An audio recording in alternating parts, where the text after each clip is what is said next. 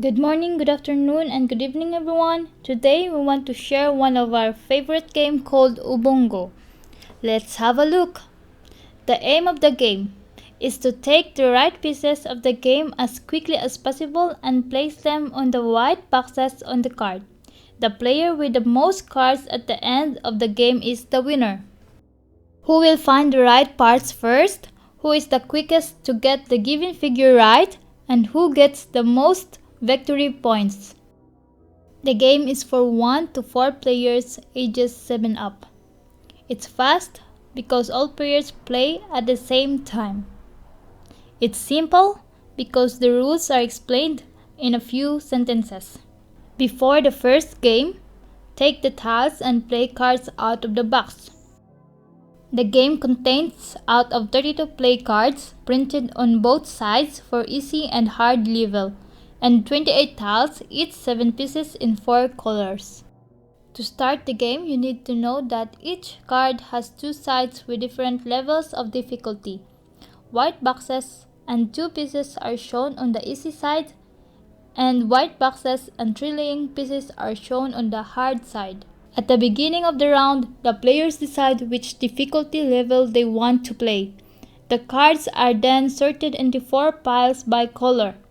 All cards with green pieces are placed on one pile, all with blue pieces on the next, and so on. Shuffle the cards and choose a level. If you want to play the easy one, place the cards facing down the 2 pieces printing on it. The tiles are placed in the middle of the table with the colored side up. The 4 cards are distributed in a circle around the cards. Remember, facing down the level you want to play. If only 2 persons are playing, remove 3 cards from each pile so the game will not take so long. And now, how to play. The youngest player begins. The game is played clockwise. The player takes the top card from a pile of his choice and place it in front of him. The card is not turned over yet. The player sitting to his left also takes the top card from another pile. This is done until all players have successively taken an upper card from the remaining pile. Keep in mind, the players are not allowed to take cards from a pile from which another player has already taken a card in this round. Now each player has a card in front of him on which pieces are shown in a specific color with its tiles.